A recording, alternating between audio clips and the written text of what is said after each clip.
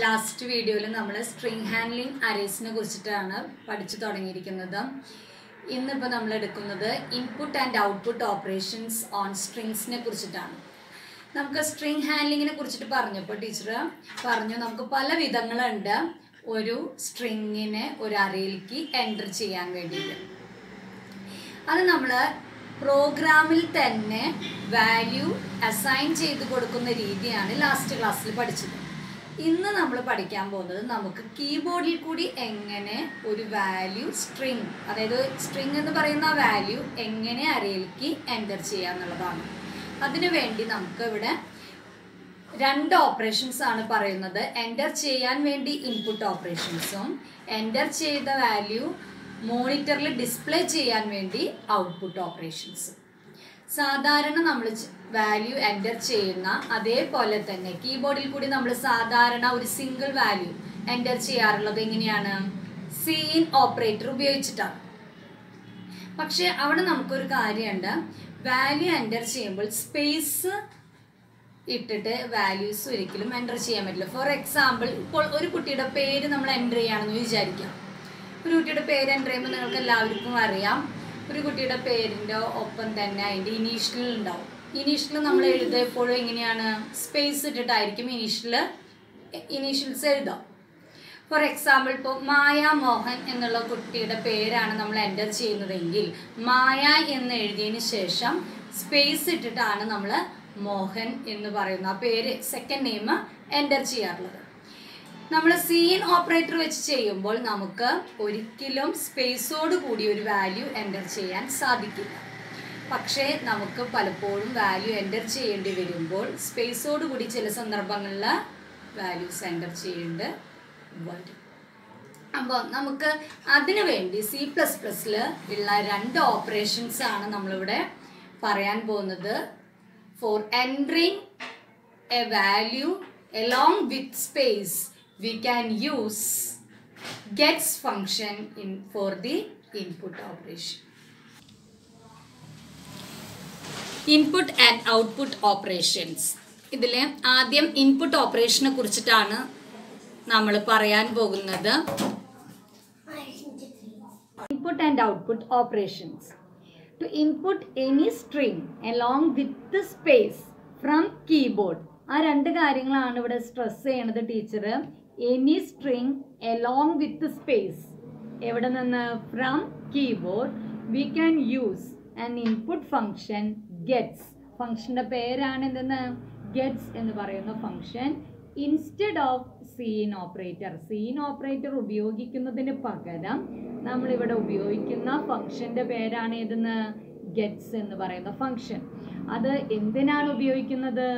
ഒരു സ്ട്രിങ്ങിനെ സ്പേസോട് കൂടി, for example ഇപ്പോൾ ഒരു കുട്ടിയുടെ പേരാണെങ്കിൽ, ഫോർ എക്സാമ്പിൾ മായ മോഹൻ എന്ന് പറയുന്ന കുട്ടിയുടെ പേരാണെങ്കിൽ മായ എന്ന ഫസ്റ്റ് നെയിമിന് ശേഷം നമ്മളൊരു സ്പേസ് ഇട്ടിട്ടാണ് മോഹൻ എന്ന് എഴുതുക. അപ്പം മായ എന്നുള്ള പേരും നെക്സ്റ്റ് ക്യാരക്ടർ ആയിട്ടുള്ള സ്പേസും പിന്നെ മോഹനും നമുക്ക് എൻ്റർ ചെയ്യാൻ വേണ്ടി ഉപയോഗിക്കുന്ന ഫംഗ്ഷൻ്റെ പേരാണ് ഇത്? Gets function. ഇനി നമ്മുടെ പ്രോഗ്രാമിൽ ഗെറ്റ്സ് ഫംഗ്ഷൻ ഉപയോഗിക്കണമെങ്കിൽ നമ്മൾ ഏത് ഹെഡർ ഫയൽ ഇൻക്ലൂഡ് ചെയ്യണം? CSTDIO എന്ന് പറയുന്ന ഹെഡർ ഫയൽ ഇൻക്ലൂഡ് ചെയ്യണം. നമുക്ക് മുമ്പറിയാം സീൻ ഓപ്പറേറ്റർ നമ്മൾ ഉപയോഗിക്കുമ്പോൾ ഏത് ഹെഡർ ഫയലായിരുന്നു ഉപയോഗിച്ചിരുന്നത്? #include IOStream എന്ന് പറയുന്ന ഹെഡർ ഫയലാണ് ഇവിടെ ഉപയോഗിക്കാറുള്ളത്. പക്ഷേ ഇവിടെ ഗെറ്റ്സ് ഫംഗ്ഷൻ ഉപയോഗിക്കുമ്പോൾ നമ്മൾ ഏത് ഉപയോഗിക്കണം? CSTDIO എന്ന് പറയുന്ന ഹെഡർ ഫയലാണ് ഉപയോഗിക്കുന്നത്. നെക്സ്റ്റ് അതിൻ്റെ ഒരു പ്രോഗ്രാം ടീച്ചർ പറയാം. Write a program to enter a name using gets function. ഇവിടെ നിങ്ങൾ ശ്രദ്ധിച്ചിട്ടുണ്ടാവും, രണ്ട് ഹെഡർ ഫയൽസ് ആണ് ഈ പ്രോഗ്രാമിൽ ഇൻക്ലൂഡ് ചെയ്തിരിക്കുന്നത്. ആദ്യത്തെ ഹെഡർ ഫയൽ IOStream എന്നും രണ്ടാമത്തെ ഹെഡർ ഫയലാണ് CSTDIO എന്ന് പറയുന്ന header file. CSTDIO header file ഉപയോഗിച്ചിരിക്കുന്നത് എന്തിനു വേണ്ടിയിട്ടാണ്? ഗെറ്റ്സ് എന്ന് പറയുന്ന ഫംഗ്ഷന് വേണ്ടിയിട്ടാണ് നമ്മളിവിടെ ഉപയോഗിച്ചിരിക്കുന്നത്. ഇനി യൂസിങ് നെയിം സ്പേസ് STD, അതിനുശേഷം നമ്മുടെ ഇൻഡ് മെയിൻ ഫംഗ്ഷൻ. ഇൻഡ് മെയിൻ ഫംഗ്ഷൻ്റെ ഉള്ളിൽ നിങ്ങൾ കണ്ടിട്ടുണ്ടാവും ഒരു ക്യാരക്ടർ അറേ ഡിക്ലെയർ ചെയ്തിട്ടുണ്ട്. അറേയുടെ പേരാണ് നെയിം എന്ന് പറയുന്നത്. അതിൽ 15 ക്യാരക്ടേഴ്സ് നമുക്ക് എൻ്റർ ചെയ്യാം. Next C out enter name. അത് കഴിഞ്ഞതിന് ശേഷം നമുക്ക് ഒറ്റൊരു സ്റ്റേറ്റ്മെൻറ്റ് മതി ഗെറ്റ്സ് നെയിം എന്ന് പറയുന്നത്. ഗെറ്റ്സ് നെയിം എന്ന് പറയുന്ന ഫംഗ്ഷൻ ഉപയോഗിച്ച് കഴിഞ്ഞ് കഴിഞ്ഞാൽ നമുക്ക് ആരുടെയെങ്കിലും പേര് സ്പേസോട് കൂടി കീബോർഡിൽ നിന്ന് എൻ്റർ ചെയ്യാൻ സാധിക്കും. ഇതാണ് ഗെറ്റ്സ് ഫംഗ്ഷൻ ഉപയോഗിച്ച് എങ്ങനെ ഒരു സ്ട്രിങ് എലോങ് വിത്ത് സ്പേസ് നമുക്ക് എൻ്റർ ചെയ്യുന്നതിൻ്റെ എക്സാമ്പിൾ. അടുത്തത് ടീച്ചർക്ക് പറയാനുള്ളത് ഔട്ട്പുട്ട് ഓപ്പറേഷൻസ് ആണ്. ഔട്ട്പുട്ട് ഓപ്പറേഷൻസ് എന്ന് പറഞ്ഞാൽ എന്താണെന്ന് നമുക്കറിയാം. എൻ്റർ ചെയ്ത ഒരു സ്ട്രിങ് മോണിറ്ററിൽ കൂടി നമുക്ക് ഡിസ്പ്ലേ ചെയ്യാൻ വേണ്ടി ഉപയോഗിക്കുന്ന ഓപ്പറേഷനാണ് നമ്മൾ എന്തെന്ന് പറയുന്നത്, ഔട്ട്പുട്ട് ഓപ്പറേഷൻ എന്ന് പറയുന്നത്. സാധാരണ നമ്മൾ ഉപയോഗിക്കാറുണ്ട്, ഏത് ഓപ്പറേഷനാണ് ഉപയോഗിക്കാറുള്ളത്, സി ഔട്ട് ഓപ്പറേഷൻ ഉപയോഗിക്കാറുണ്ട് മോണിറ്ററിൽ കൂടി ഡിസ്പ്ലേ ചെയ്യാൻ വേണ്ടി. ഇവിടെ string along with space in monitor V can use puts function instead of which operator, cout operator. cout ഓപ്പറേറ്ററിന് പകരം നമ്മളിവിടെ ഉപയോഗിക്കുന്ന ഫംഗ്ഷൻ്റെ പേരാണ് ഇത് പുട്സ് ഫംഗ്ഷൻ. പുട്സ് ഫംഗ്ഷൻ ഉപയോഗിക്കുന്നത് കൊണ്ടുള്ള ഒരു ബെനിഫിറ്റ് എന്താണ്, നമുക്കൊരു സ്ട്രിങ്ങിനെ ഡിസ്പ്ലേ ചെയ്യാൻ പറ്റും എലോങ് വിത്ത് സ്പേസ്. ഇനി പുട്സ് ഫംഗ്ഷൻ ഉപയോഗിക്കണമെങ്കിലും നമുക്ക് സെയിം ഹെഡർ ഫയൽ മാത്രം മതി. നമ്മുടെ പ്രോഗ്രാമിലെ ഹെഡർ ഫയലിൻ്റെ പേരാണ് CSTDIO എന്ന് പറയുന്നത്. ഇനി അതിൻ്റെ സിൻടാക്സ് ആണ് ഇവിടെ നെക്സ്റ്റ് കൊടുത്തിരിക്കുന്നത്. ഫംഗ്ഷൻ്റെ പേര് എഴുതുക. ഫംഗ്ഷൻ്റെ പേരാണ് ഇവിടെ എന്തെന്ന് പുട്സ് എന്നുള്ളത്. ബ്രാക്കറ്റിൽ നമ്മൾ ഏത് അരയാണോ നമുക്ക് ഡിസ്പ്ലേ ചെയ്യാൻ ഉദ്ദേശിക്കുന്നത് ആ അരയുടെ പേര് എഴുതി. ഇവിടെ എക്സാമ്പിൾ ക്യാർ നെയിം സ്ക്വയർ ബ്രാക്കറ്റിൻ്റെ ഉള്ളിൽ 15 എഴുതി. C out enter name. നമ്മൾ ആദ്യം ഒരു പേര് കീബോർഡിൽ കൂടി എൻ്റർ ചെയ്യുന്നതിന് വേണ്ടി നമ്മൾ ഉപയോഗിക്കുന്ന ഫംഗ്ഷൻ ഗെറ്റ്സ് നെയിം. അതിനുശേഷം നമ്മൾ ഉപയോഗിക്കുകയാണ് ഇവിടെ എന്തെന്ന് പറയുന്നത് പുട്സ് ഫംഗ്ഷൻ ഉപയോഗിച്ച് നമ്മൾ സ്റ്റോർ ചെയ്ത string along with space we can display it on the monitor. നമ്മുടെ സെക്കൻഡ് ചാപ്റ്റർ ഇതോടുകൂടിയിട്ട് അവസാനിച്ചു. അരേസ് ചാപ്റ്ററിനെ കുറിച്ചിട്ടായിരുന്നു നമ്മൾ പഠിച്ചിരുന്നത്. അരേസ് എന്ന് പറയുന്നതിൻ്റെ 2 സെക്ഷനായിട്ടായിരുന്നു ടീച്ചർ എടുത്തിരുന്നത്. ഒന്നൊരു ഇൻറ്റീജർ അരേനെ ഹാൻഡിൽ ചെയ്യേണ്ടതും സെക്കൻഡ് വൺ സ്ട്രിങ് ഹാൻഡ്ലിംഗ് അരേസിനെ കുറിച്ചിട്ടും.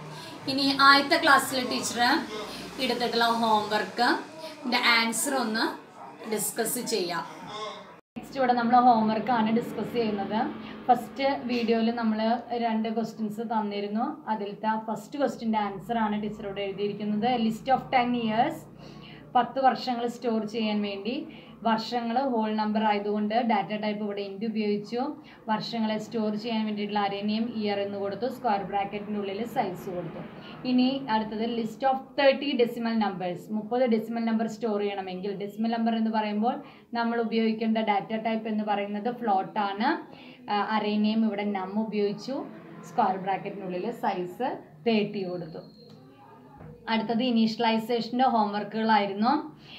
ആദ്യത്തെ ആൻസർ അവിടെ കൊടുത്തിരുന്നു. രണ്ടാമത്തെ list of 5 amounts. Plot amount square ബ്രാക്കറ്റിനുള്ളിൽ 5 സൈസ് കൊടുത്തു. അത് കഴിഞ്ഞിട്ട് ഈക്വൽ ടു ഇട്ട് കേളി ബ്രേസസിൻ്റെ ഉള്ളിൽ തന്നിരിക്കുന്ന വാല്യൂസ് എടുത്ത് എഴുതുക. കേളി ബ്രേസസ് ക്ലോസ് ചെയ്യുക, സെമിക്കോൺ ഇടുക. ഇനി third question N array of 10 marks with value 0. 10 മാർക്കുകൾ 10 മാർക്കുകളും 0 ആണ് എനിക്ക് സ്റ്റോർ ചെയ്യേണ്ടത്. അപ്പോൾ അതിങ്ങനെ ഇനീഷ്യലൈസ് ചെയ്യണമെന്ന് നോക്കുക. ഇൻ്റെ മാർക്സ് 10 ഈക്വൽ ടു കേളി ബ്രേസസിൻ്റെ ഉള്ളിൽ സീറോസ് 10 സീറോസ് ഞാൻ എഴുതി. കേളി ബ്രേസ് ക്ലോസ് ചെയ്തു, സെമിക്കോൺ ഇട്ടു. ഇനി N array with letters of VIBGYOR, അതായത് VIBGYOR എന്ന് പറയുന്ന 7 ക്യാരക്ടേഴ്സിനെ എനിക്ക് കളേഴ്സ് എന്ന് പറയുന്ന അറേയിൽ സ്റ്റോർ ചെയ്യണം. അപ്പോൾ ഞാൻ അതിന് വേണ്ടി എന്ത് ചെയ്തു, കെയർ കളേഴ്സ് സ്ക്വയർ ബ്രാക്കറ്റിൽ സൈസ് 7 കൊടുത്തു. ഈക്വൽ ടു ഇട്ടു. കേളി ബ്രേസസിൻ്റെ ഉള്ളിൽ 7 ക്യാരക്ടേഴ്സ്.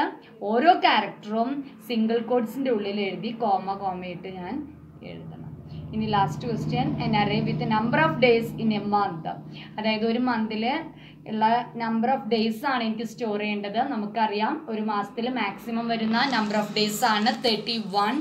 സോ ഞാനിവിടെ അതിന് വേണ്ടി ഉപയോഗിക്കുന്ന അറേ ഡിക്ലറേഷനാണ് ഇൻ്റെ മന്ത്. സ്ക്വയർ ബ്രാക്കറ്റിൻ്റെ ഉള്ളിൽ 31 എന്ന് സൈസ് കൊടുത്തു. ഈക്വൽ ടു എഴുതി. കേളി ബ്രേസസിൻ്റെ ഉള്ളിൽ 1, 2, അങ്ങനെ എത്ര നമ്പറുകളാണോ ഉള്ളത് ആ നമ്പറുകൾ അവിടെ 31 വരെ എഴുതി. കേളി ബ്രേസസ് ക്ലോസ് ചെയ്തു, സെമിക്കോൺ. അപ്പോൾ നമ്മുടെ സെക്കൻഡ് ചാപ്റ്റർ ഇതോടുകൂടി അവസാനിച്ചു. നിങ്ങൾക്ക് അറേസിനെ കുറിച്ചിട്ട് ചെറിയൊരു ഐഡിയ കിട്ടിയിട്ടുണ്ടാവുമെന്ന് കരുതുന്നു. അറേസ് എന്ന് പറയുന്ന 2 സെക്ഷനുകളാണ് പഠിച്ചത്. ഇൻറ്റീജർ അറേനെ ഹോൾഡ് ചെയ്യണതും സ്ട്രിങ് അറേനെ ഹോൾഡ് ചെയ്യണതും. ഇനി എന്തെങ്കിലും സംശയം ഉണ്ടെങ്കിൽ ടീച്ചറെ വിളിക്കുക, അല്ലെങ്കിൽ നമുക്കിനി നേരെ ക്ലാസ്സിൽ കാണുമ്പോൾ നമുക്ക് ഡിസ്കസ് ചെയ്യാം. Okay, thank you. നമ്മുടെ സെക്കൻഡ്